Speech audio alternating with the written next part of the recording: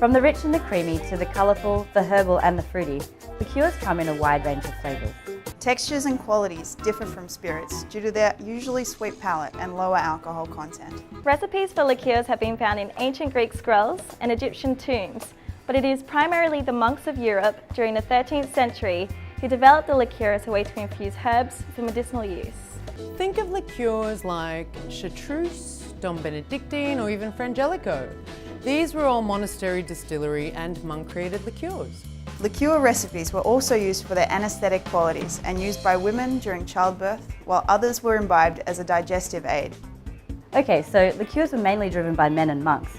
When did the ladies come into the picture? Well, liqueurs did eventually become fashionable outside of medicinal use. That's right. In 1533, Catherine de' Medici wed Henry II of France, and to mark the occasion, she introduced the culture of liqueur drinking to the French court. While we're on the subject of ladies' liqueurs and changing the landscape of drinking, let's look at the story of Marie Brizard, the lady behind the liqueurs. Who is Marie Brizard? Well, let's go back to a time when things were very different. It was also a time before women were free to embrace an entrepreneurial spirit, before Facebook, before Snapchat, and before women had the vote.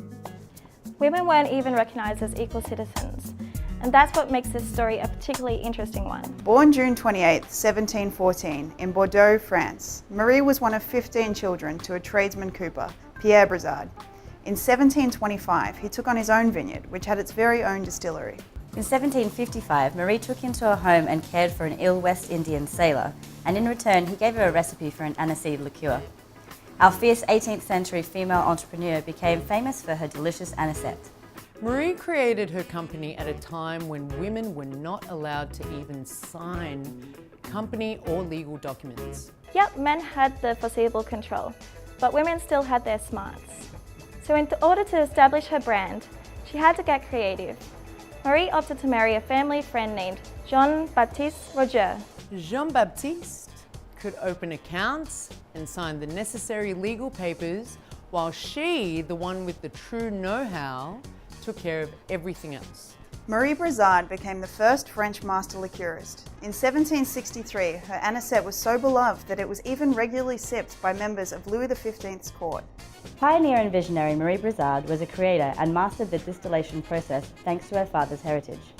She mastered first the citrus fruit liqueur expertise, which continued in 1766 with the release of fine orange liqueur and parfum amour, followed by a curaçao and a triple sec liqueur in 1800. Like with all her liqueurs, they had to include 100% all natural ingredients, and that's never changed. What has changed since the company's inception is the expansion to over 60 products, including syrups, liqueurs, and essential oils. Fast forward roughly 260 years and 10 generations later, and Marie's brand, which is still family owned by the way, continues to thrive. Though 2.5 centuries have passed, the recipes to her liqueurs still remain top secret, and the anisette remains her hero product for the brand.